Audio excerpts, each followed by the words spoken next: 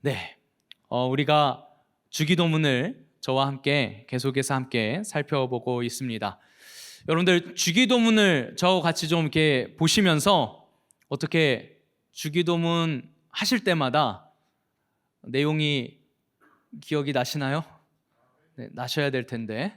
네, 저번에는 제가 새벽에 새벽 예배 때 앞에서 기도를 하는데 뒤에 누구신지는 모르겠어요.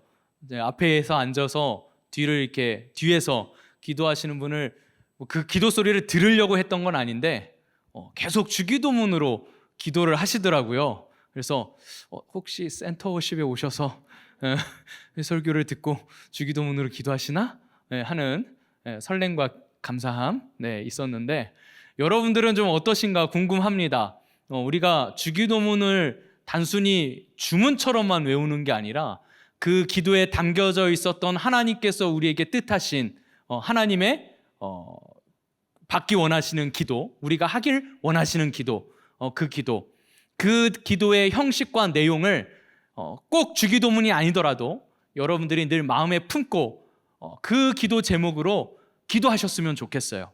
네. 오늘 또 우리가 함께 주기도문에 대해서 함께 말씀을 나눠볼 텐데요. 오늘은 시험에 대해서 함께 말씀을 나누고자 합니다. 우리에게는 시험이 찾아옵니다. 사람과의 관계에서 가장 많은 시험이 찾아오죠. 사람을 보고 사람 때문에 시험에 드는 경우가 굉장히 많습니다. 사람뿐만 아니라 상황도 그렇고요. 어떤 사건을 통해서도 그렇고요. 다양하게 시험이라 함은 우리의 마음을 무너뜨리는 어떤 무언가가 찾아올 때가 있습니다. 심지어 가족에게서 시험 들 때도 있고요. 또 우리 같이 신앙생활하는 우리 지체들 가운데에서도 시험 드는 경우가 있습니다. 뿐만 아니라 여러분들이 목회자인 저를 보면서도 시험에 드시는 경우가 있죠. 저한테서 시험 드시면 이제 빠져나올 수가 없죠. 마성의 목사님이라. 어쨌든 여러분들이 다양하게 아마 시험에 드셨던 경험이 있을 겁니다. 지금 이 자리에도 아마 여러분들의 마음을 무겁게 짓누르고 있는, 여전히 마음이 불편하게 하는 어떤 시험거리들이 아마 지금도 있으실 거예요. 여러분들은 그럴 때마다 어떠셨나요? 그 시험 여러분들은 어떻게 처리하셨습니까? 시험 잘 보셨나요? 때로는 그 시험에 깊이 빠지기도 하고요. 때로는 가볍게 그냥 스쳐 지나가듯 보내기도 합니다. 그런데 오늘 우리 말씀을 통해서요, 이 시험에 대해서 우리가 깊이 한번 살펴보기 원하는데요.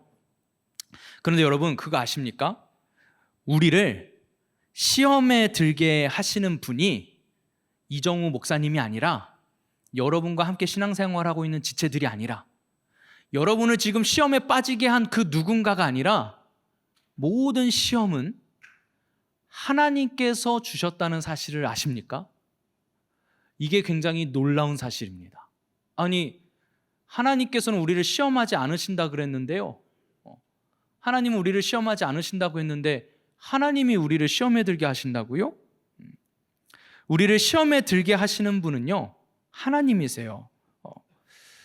먼저 그것을 가장 대표적으로 보여준 사례와 사건이 있습니다. 그게 무엇이냐면 바로 예수님께서 시험 받으셨던 장면입니다.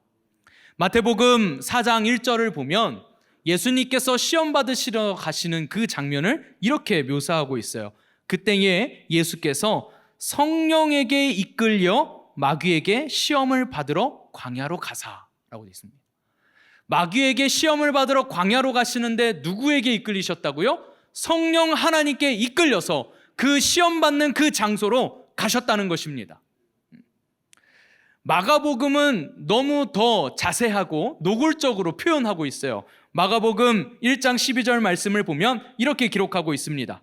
성령이 곧 예수를 광야로 몰아내신지라. 너무 찰떡같이 번역을 잘 해놨어요. 몰아내신지라. 예수님께서 마귀에게 시험을 당하시도록 성령 하나님께서 광야로 예수님을 몰아내셨다는 겁니다. 맞아요. 유혹은 마귀가 한 게 맞습니다. 하지만 그 마귀를 통해서 시험 받으시게 하신 분은 하나님이셨다는 사실입니다. 베드로전서 5장 8절 말씀을 보면 이렇게 기록하고 있어요. 근신하라, 깨어라. 너희 대적 마귀가 우는 사자같이 두루 다니며 삼킬 자를 찾나니. 마귀는요, 어떻게 하든 우리를 시험에 들게 해서 우리의 마음을 무너뜨리고 우리를 하나님으로부터 멀어지게 하는 것이 가장 제일 목적입니다. 어떻게든 우리의 마음만 무너뜨리면 돼요. 수단과 방법이 중요하지 않습니다. 하나님으로부터 멀어지게만 할 수 있다면, 이 사람의 마음이 무너져서 정신 못 차리게만 한다면 마귀는요, 수단과 방법을 가리지 않고 어떤 원칙도 없어요. 그렇죠? 그러니까 어떤 모습으로, 어떤 모양으로, 어떤 방식으로 우리에게 이 마귀가 시험을 가지고 올지 알 수 없습니다. 목사를 통해서도 여러분 시험 들게 할 수도 있고요, 여러분에게 가장 친했던, 함께 신앙생활했던 지체들을 통해서, 혹은 여러분이 믿었던 가족들을 통해서도 여러분들의 마음을 무너뜨릴 수 있습니다. 물론 목사님을 통해서 여러분들의 마음이 무너진다면 가장 치명타가 되겠죠. 어쨌든 여러분들을 무는 사자는요, 계속해서 기회를 호심탐탐 노리고 있다는 것입니다. 그래서 먼저 이 시험에 대해서 먼저 우리가 명확하게 이해하는 게 좀 필요할 것 같습니다. 보통 이 시험에 대해서 말씀을 많이 들어보신 분들은 이 시험을 두 가지로 나눠요. 보통 템테이션, 테스트 이렇게 두 가지로 나누는데, 유혹과 그 다음에 검증이죠.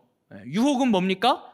사단이 우리를 넘어뜨리기 위해서 우리를 유혹하는 것, 그것을 시험이라고 하지만 영어로 번역할 때는 템테이션이라고 번역을 해놓았어요.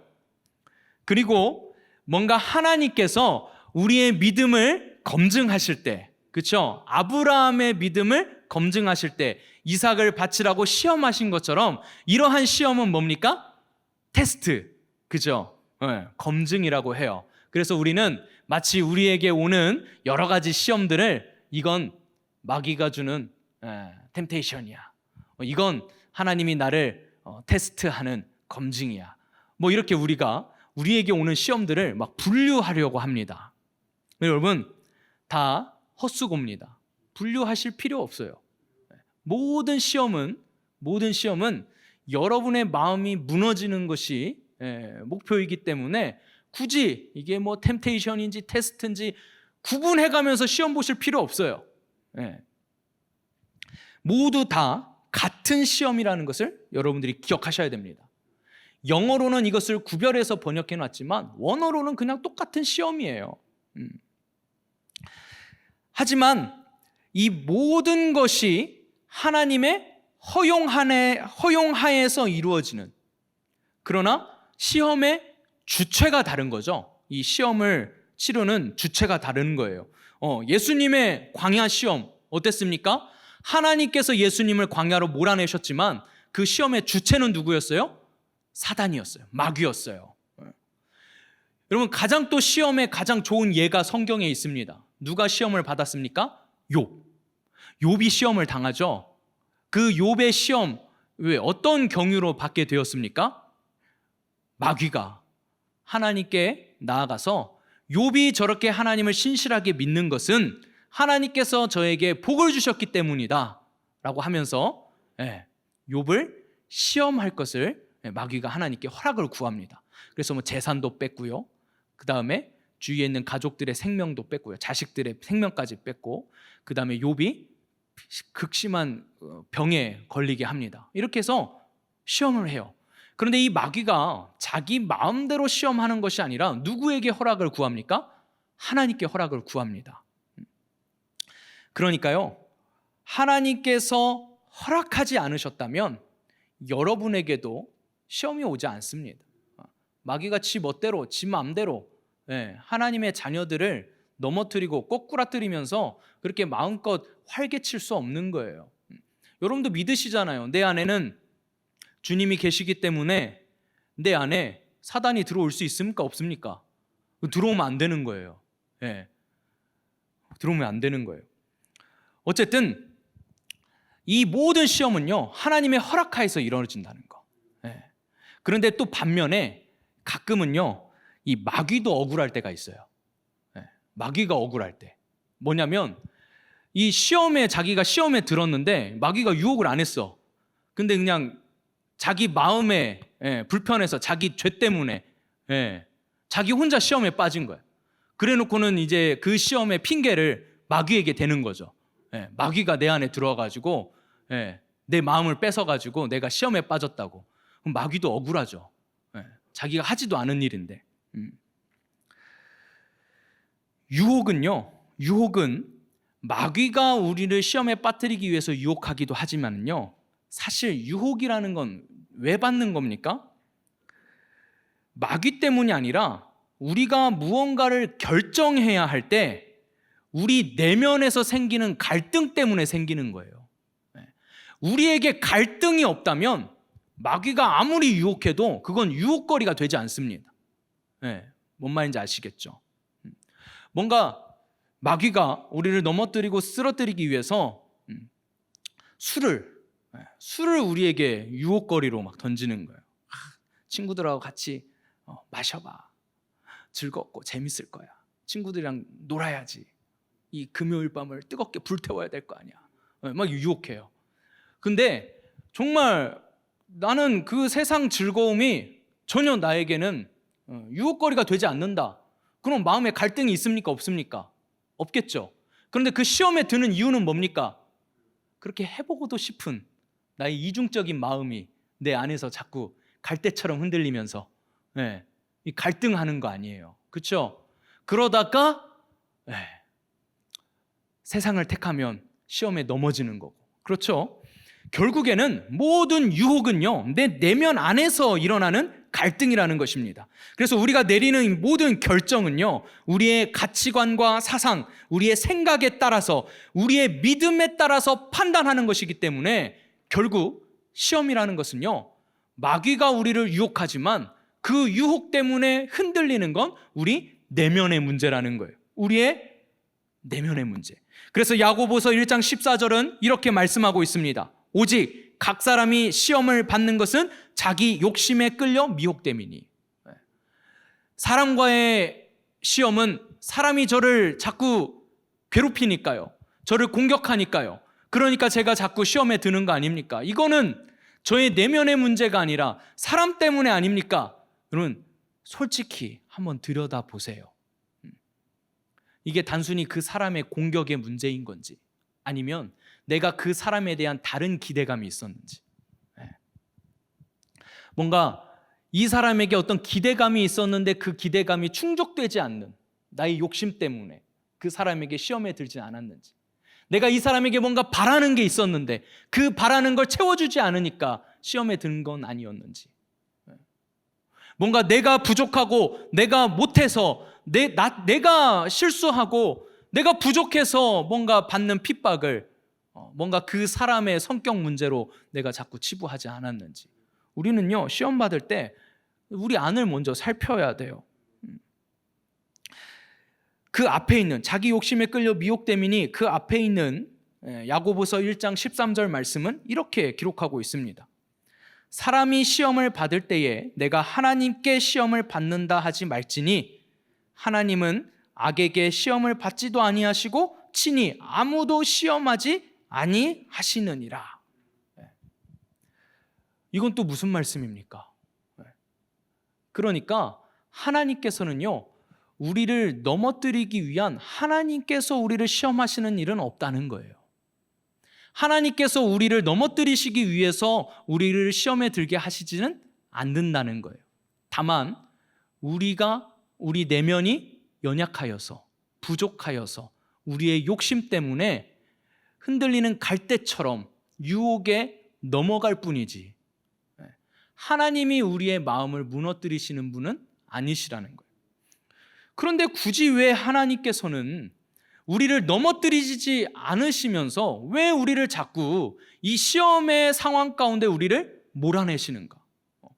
왜 우리는 하나님을 믿는 자녀임에도 불구하고 시험받는 이 환경과 조건에 자꾸 노출되는가? 여러분 잘 한번 생각해 보십시오. 우리는 시험 당할 때 내가 아닌 다른 것을 원망하고 혹은 다른 것에게 실망합니다. 그게 사람이든 상황이든 환경이든 어떤 조건이든 뭐든지 간에 우리는 시험을 당하면은요, 내가 아닌 다른 것에 원인을 찾으려고 해요. 이유를 달라 그래요. 내가 시험 든 이유를 다른 사람에게서 찾으려고 하고요. 그 사람의 잘못 때문이다. 아니면 나에게 주어진 이 환경 때문이다. 나에게 주어진 이 조건 때문이다. 자꾸요, 변명거리를 찾고요. 자기가 시험 든 것을 뭐에다가 다시 다 뒤집어 씌우고 싶은 이 죄악된 본성이 우리에게 있어요.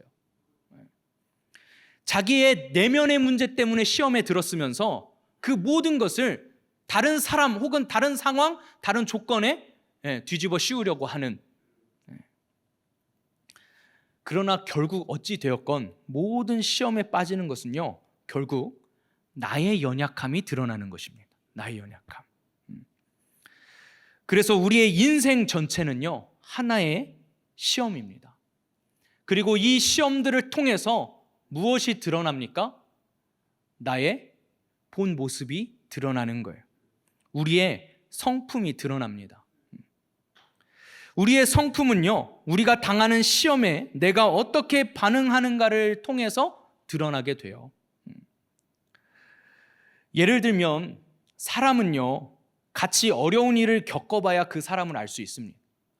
평상시에는 신사적으로 인사하고 젠틀하게 서로 관계를 맺으니까 뭐 사람 다 좋아 보이죠. 그런데 막상 같이 힘든 일 혹은 의견 충돌, 부딪힘이 발생했을 때, 그때는 진짜 그 사람의 본성이 드러나기 마련인 거예요. 그때 비로소 그 사람의 가치를 발견할 수 있게 되는 겁니다. 우리도 마찬가지예요. 우리에게 시험이 없었다면, 우리에게 다가오는 시험이 없었다면 우리가 얼마나 연약하고 부족하고 죄인인지를 깨닫지 못하는 거예요. 우리가 시험이 있기 때문에 나의 연약함을 발견할 수 있습니다. 우리에게 다가오는 시험이 있기 때문에 나의 부족함을 발견할 수 있습니다. 그 시험을 당하고 있는 나의 이 초라한 모습을 통해서 내가 죄인이구나 라는 사실을 깨달을 수 있으셔야 되는 거예요. 그런데 많은 분들이 그렇게 하질 못합니다. 시험을 당하면 우선 화를 내요. 그리고 불평과 원망을 쏟아냅니다. 그리고 그 모든 것을 누군가에게 뒤집어 씌우려고 합니다. 책임을 전가합니다. 자기의 부족함과 연약함은 찾아보지 않아요. 그러나 하나님께서는 하나님의 목적은 무엇이냐면, 마귀는 우리를 어떻게 하든 쓰러뜨리는 게 목적이지만 하나님은요, 우리를 고치시는 게 목적이에요. 우리를 고치시는 거. 우리의 무엇을 고치시겠습니까? 우리의 생각과 우리의 마음과 우리의 성격과 우리의 성품을 고치시길 원하시는 거예요.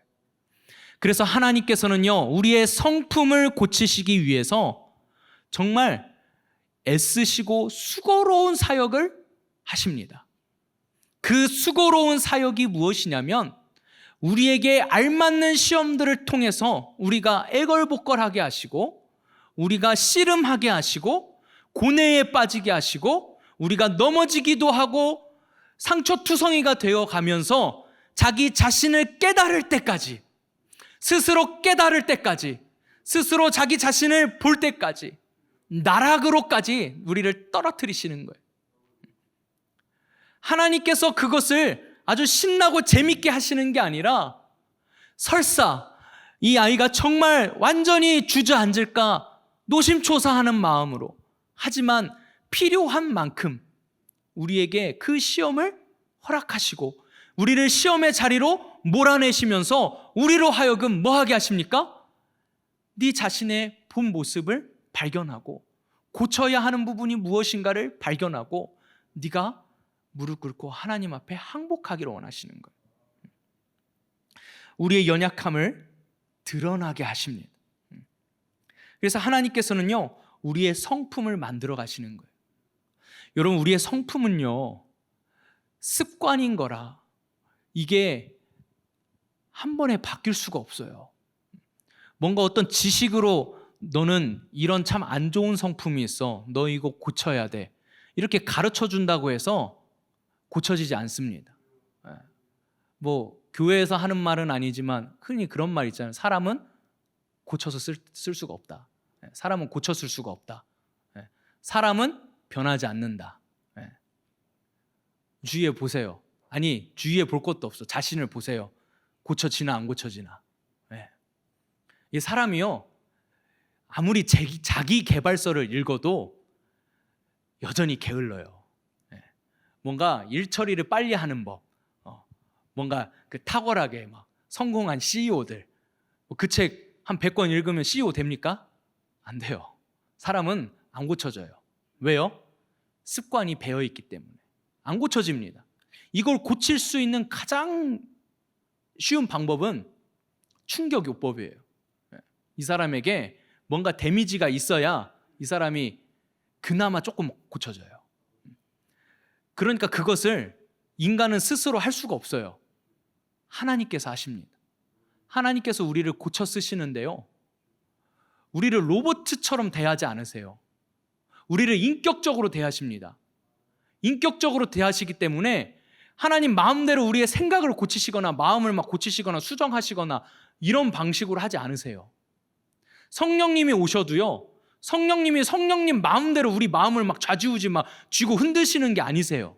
우리를 인격적으로 대하셔서 우리가 깨달을 때까지 뭐 하십니까? 우리 안에서 탄식하면서 기도하시는, 그렇게 하실 수 있는데, 하나님 마음대로 그냥 우리를 막 좌지우지 하실 수 있는데 그렇게 하지 않으시고 우리를 인격적으로 대하시면서 탄식하시면서 기도하시는, 그리고 우리로 하여금 하나님의 말씀을 듣게 하시고 깨닫게 하시고 생각나게 하시면서 자꾸 우리를, 그런데 그걸 못 깨달으니까 생각나게 하는데, 뭐 깨달을 때만 눈물 찔끔 흘리고 막 잘못했어요 하고 막 회개하고는 그 교회 밖 문 나가면 또 습관대로 하니까 그것만으로는 안 되는 거야. 그러니까 어떻게 합니까? 시험을 받아야 되는 거예요. 시험을 당해야 밑바닥을 봅니다. 그래서 시험 당하시는 분들을 그냥 놔둬야 돼요. 왜냐하면 같이 이 시험을 어떻게 해결해 보려고 같이 하다가는 나도 말려. 그래가지고 괜히 끼어들어서 내가 시험거리가 돼. 그래서 시험을 당하는구나. 그럼 기도해 주는 거예요.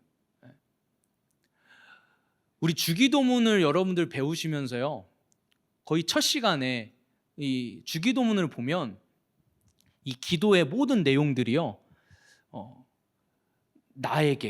나를 위해서, 나에게 일용할 양식, 이렇게 하지 않습니다.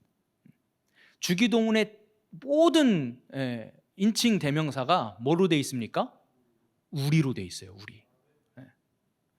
여러분, 주기도문의 또 하나의 큰 비밀은 무엇이냐면, 이 주기도문을 할 때 단순히 나를 위해서만 기도하는 기도가 아니에요. 우리를. 오늘 우리가 함께 읽었던 말씀도 무엇입니까? 우리를 시험에 들게 하지 마시옵고. 이 우리라는 것은 나만이 아니라 나와 함께하는 우리 공동체를 위한 기도라는 거예요. 주기도문 전체가 다 그렇습니다. 보세요. 뭐 우리 다 우리지. 우리라는 비밀이 거기에 있습니다. 기도할 때 나만 시험에 들지 않는 것이 중요한 게 아니라 우리 함께 공동체 안에서 우리가 시험에 들지 않게 해달라고 기도하는 거. 그래서 우리는요, 어쨌든 이 수고로운 하나님의 그 사역 가운데서 시험을 받는 거예요. 그래서 우리는 시험을 당할 때 이상하게 여기실 필요가 없습니다. 베드로전서 4장 12절 말씀에 뭐라고 말씀하고 있습니까? 베드로전서 4장 12절 말씀, 사랑하는 자들아 너희를 연단하려고 오는 불시험을 이상한 일 당하는 것 같이 이상히 여기지 말고 라고 되어 있습니다. 예수님을 믿기 때문에 당하는 어떤 고난, 어려움이 올 때 그것을 이상하게 여기지 말라는 거예요. 당연한 거라는 거죠. 너에게 시험이 오는 것은 당연하다. 나 왜 이렇게 열심히 예배 드리고 열심히 신앙생활 하는데 왜 나에게는 이런 일이 자꾸 생깁니까? 도대체 왜 나에게 이런 일이 생기는 거야? 나 열심히 기도하고 이렇게 기도하고 이렇게 예배 드리고 신앙생활 그래도 나름 열심히 한다고 지금 애쓰고 있는데 왜 애쓸 때마다 이래? 애쓸 때마다. 꼭 은혜 받으면 그렇고 꼭 수련회 갔다 오면 꼭 그래요. 그 수련회 가서 이렇게 그 은혜 받기가 겁난다니까. 도대체 이번 수련회 마치고는 무슨 또 어마어마한 사건이 터질까? 트라우마처럼. 왜 그렇습니까? 그 시험을 이상하게 여기지 말래요. 우리에게 은혜가 임하면 하나님께서 은혜 받은 우리에게 하나님의 수고로운 사역을 하시는 거예요. 그래서 우리를 뭐 하시려고? 연단하시려고. 여러분이 지금 어떠한 시험에 빠져 계시든, 어떠한 시험이 여러분의 마음을 지금 무겁게 하든, 어떤 사람 때문에 당한 시험이라 할지라도 여러분, 그 시험을 하나님께서 여러분을 몰아내신 거라는 것을 여러분 믿고 신뢰하셔야 합니다. 여러분 하나님을 믿으시잖아요. 하나님이 여러분과 함께 하신다는 거 믿으시잖아요. 나에게 생기는 모든 일들이 다 하나님의 주권 하에 이루어지고 있다는 거 다 믿으시잖아요.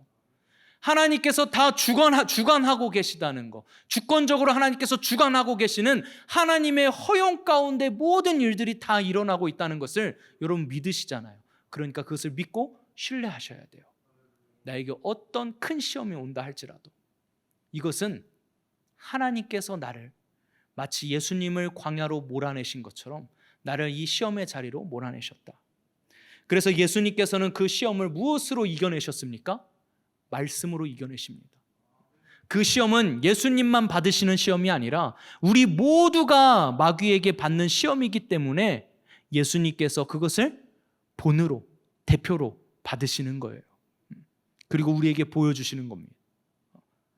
너희가 시험을 당할지라도 이상하게 여기지 말고 이것으로 너희가 연단되어야 하는 것이고 너희가 이 시험을 무엇으로 이겨야 한다? 말씀으로 이겨내야 한다. 그래서 여러분 시험이 다가올 때 다른 것을 탓하지 마시고요. 먼저 나를 발견하세요. 시험 앞에서는 내 자신을 발견하세요. 이 시험에 대해서 잘 설명하고 있는 말씀은 제가 봤을 땐 성경을 통틀어서 야고보서 1장 말씀인 것 같습니다. 다른 곳에도 시험은 굉장히 많이 나와요. 야고보서 1장을 한번 펴보시겠어요? 여러분 성경 있으신 분들은 야고보서 1장 전체를 한번 훑어보면서 이 시험에 대해서 우리가 함께 좀 살펴보려고 하니까요. 자, 야고보서 1장을 보면 1장 1절 시작부터 이렇게 말씀하고 있습니다. 하나님과 주 예수 그리스도의 종 야고보는 흩어져 있는 12지파에게 문안하노라. 내 형제들아 너희가 여러 가지 시험을 당하거든 온전히 기쁘게 여기라. 시험을 당하거든 기쁘게 여기래요. 기쁠 수가 있습니까? 이는 너희 믿음의 시련이 인내를 만들어내는 줄 너희가 알미라. 인내를 온전히 이루라. 이는 너희로 온전하고 구비하여 조금도 부족함이 없게 하려 함이라. 여러분 하나님께서 우리에게 주시는 시험이라는 사실 때문에 여러분이 기뻐하시면서 그 시험을 이겨내는 거예요. 어떻게 이겨냅니까? 그 시험을 이겨내는 비결은 인내래요. 인내. 오래 참음입니다. 견뎌냄입니다.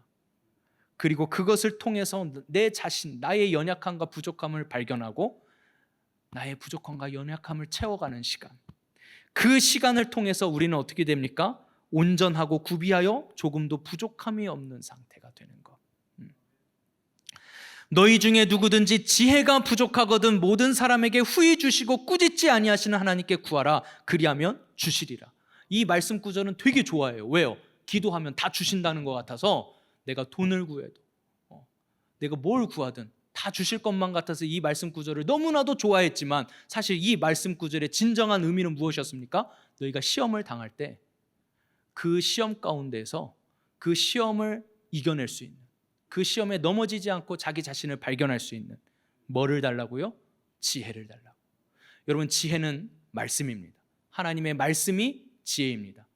그 말씀의 지혜로 내가 이 시험을 잘 이겨낼 수 있도록 그걸 구하라는 거예요. 여러분, 기도할 때 그거 구하시는 거예요. 그러다가 이제 또 쭉 말씀이 있습니다. 오직 믿음으로 구하고 조금도 의심하지 말라. 그 다음에 12절을 보십시오. 12절. 시험을 참는 자는 복이 있나니 이는 시련을 견디어낸 자가 주께서 자기를 사랑하는 자들에게 약속하신 생명의 면류관을 얻을 것이기 때문이라. 시험을 견뎌내야 한답니다. 그러면 하나님께서 약속하신 생명의 면류관을 주신다는 거예요. 시험을 받을 때 내가 하나님께 시험을 받는다 하지 말지니 하나님은 악에게 시험을 받지도 아니하시고 친히 아무도 시험하지 아니하시느니라. 오직 각 사람이 시험을 받는 것은 자기 욕심에 끌려 미혹됨이니 욕심이 잉태한즉 죄를 낳고 죄가 장성한즉 사망을 낳느니라. 여러분이 시험에 들어서 누군가를 정죄하고 누군가에게 그 시험을 뒤집어 씌우면서 불평과 원망을 쏟아내면서 여전히 여러분의 욕심을 챙기고 있다면 여러분, 거기서부터 뭐가 싹 튼다고요?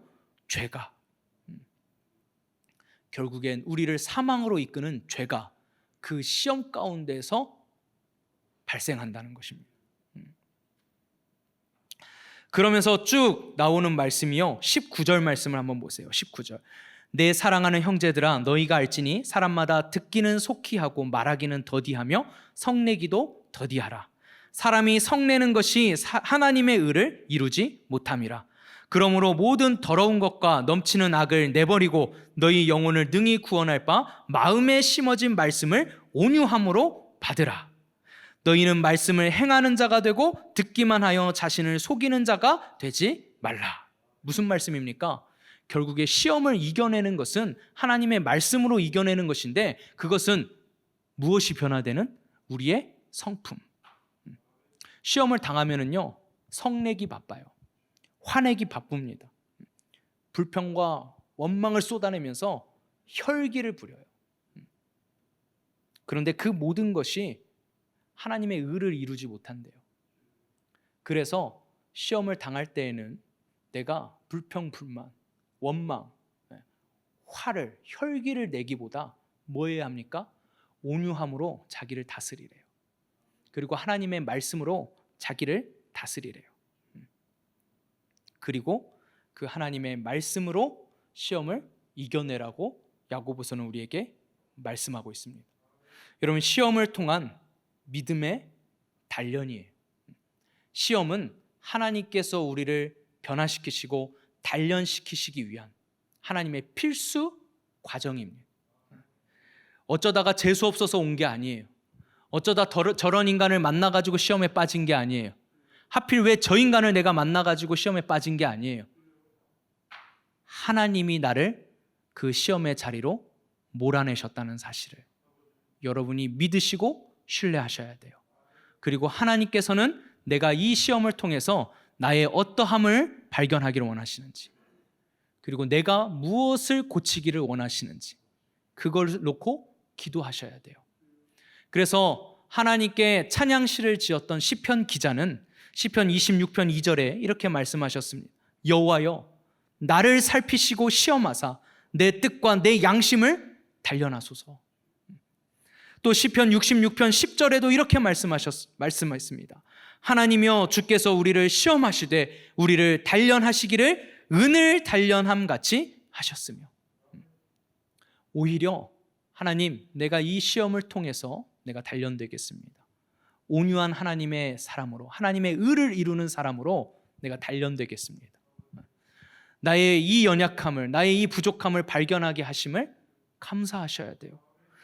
하나님께서 나를 사랑하시기 때문에, 나를 고치고자 하시기 때문에 나를 그 시험의 광야 가운데로 몰아내시고 마음 아파하시면서 우리를 바라보고 계시고 우리가 그 시험을 통해서 우리의 믿음을 입증하기를 원하시는 거예요. 여러분, 욥이 그 시험을 통과해낼 때마다 하나님께서는 욥을 얼마나 사랑스럽게 여기셨겠습니까? 그러니까 그 마귀 앞에서도 하나님 당당하시잖아요. 해봐라. 해봐라. 내 자녀 욥은 그렇게 너의 시험으로 넘어질 자가 아니라 해봐라. 욥은 자신의 믿음을, 하나님을 향한 자신의 신뢰를 입증해 보였습니다. 시험에 들게 하지 마시라고 강구하라고 예수님은 말씀하십니다. 시험에 들게 하지 말라고, 마시라고. 하나님 저를 시험에 들게 하지 마십시오 라고 기도하게 하신 이유는, 그것은 우리를 시험하시겠다는 말씀이에요. 우리를 시험에 들게 하지 마시라는 강구는 우리에게 시험을 이길 힘과 능력이 없다는 것을 하나님께 토로하기를 원하시는 것입니다. 그러나 시험은 온다. 그래서 우리는 계속 기도해야 합니다. 시험에 들지 않도록 인도해 주시라고. 내가 시험에 넘어지지 않도록 인도해 주시라고. 또한 지금 당하는 시험을 이겨낼 수 있도록 인도하심을 구하는 기도예요. 그리고 그 기도를 통해서 하나님을 의지하는 기도이기도 합니다. 고린도전서 10장 12절은 이렇게 말씀하고 있습니다. 그런즉 선줄로 생각하는 자는 넘어질까 조심하라. 여러분, 왜 시험이 온지 아십니까? 우리가 교만하기 때문입니다. 우리의 교만함을 꺾으시기 위해서. 네가 뭔가 된 줄 알지? 네가 그래도 이 공동체에서 뭔가 리더인 줄 알지? 네가 뭔가 이렇게 다른 사람에게 리더처럼 네가 이제 신앙이 어느 정도 수준이 된 줄 알지? 너 한번 이 시험도 이겨내나 봐라. 우리를 무너뜨리시는 거예요. 시험은 우리가 교만하기 때문에 오는 것입니다. 선줄로 생각하는 자는 넘어질까 조심하라. 이어지는 13절에 사람이 감당할 시험밖에는 너희가 당한 것이 없나니 오직 하나님은 미쁘사 너희가 감당하지 못할 시험당함을 허락하지 아니하시고 시험당할 즈음에 또한 피할 길을 내사 너희로 능히 감당하게 하시느니라. 우리가 감당하지 못할 시험은 없습니다. 다만 우리의 연약함을 발견하고 우리가 깨닫게 하시는 거예요. 그리고 그 시험을 통해서 우리가 좀 더 성숙하고 우리가 좀 더 성장하도록 하나님께서 우리를 인도하신다는 것입니다. 우리의 인생은 그렇습니다. 전도서 7장 14절의 말씀처럼 형통한 날에는 기뻐하고 곤고한 날에는 되돌아보아라. 이 두 가지를 하나님이 병행하게 하사 사람이 그의 장래일을 능히 행하려 알지 못하게 하셨느니라. 하나님께서는 우리에게 형통한 날을 주신대요. 일이 잘 풀리고 우리에게 기쁘고 감사한 일도 주시지만 곤고한 날이 오게도 하신대요. 우리를 암울하게도 만드신다는 겁니다. 이 두 가지를 하나님이 병행하신대요. 왜 이것을 두 가지를 병행하십니까? 곤고한 날에 여러분이 여러분 자신을 되돌아보게 하시기 위해서. 여러분, 이 사실을 기억하십시오. 그리고 여러분에게 어떠한 시험이 오늘부터 다가온다면, 혹은 지금 여러분에게 어떤 시험이 지금 다가와 있다면, 여러분, 하나님께서 나에게 무엇을 원하시는지. 마지막 고린도후서 13장 5절 말씀을 읽고 마치도록 하겠습니다. 너희는 믿음 안에 있는가? 너희 자신을 시험하고 너희 자신을 확증하라. 예수 그리스도께서 너희 안에 계신 줄을 너희가 스스로 알지 못하느냐? 그렇지 않으면 너희는 버림받은 자니라. 우리는 우리 자신을 시험 가운데 노출시켜서 우리 자신을 확증해야 합니다. 이 시험에도 우리의 믿음을 입증하실 수 있어야 돼요. 어떻게 해서 입증합니까? 여러분의 능력으로? 여러분의 실력으로? 아니요. 내 안에 계신 예수님 때문에, 내 안에 계신 예수 그리스도를 통해서 이 시험을 이겨내는 것입니다. 그리고 내가 구원받은 자라는 것을, 내 안에 그리스도께서 계시다는 것을 확증하는 거예요. 여러분, 이제 여러분에게 다가오는 시험 앞에서 여러분 넘어지지 마십시오. 이제는 여러분이 그 시험 앞에서 여러분의 믿음을 확증하십시오. 내 안에 예수님 계시다. 내 안에 예수님 계시다. 시험이 오면 여러분 안에 계신 예수님을 붙잡으십시오.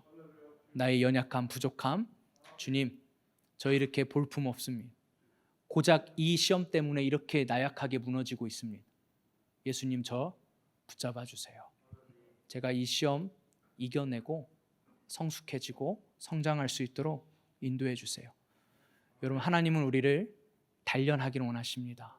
우리의 성품이 하나님의 성품 담기를, 우리의 성품이 하나님의 형상으로 회복되어지기를 하나님은 수고로이 오늘도 여러분을 시험을 통해서 인도하고 계십니다.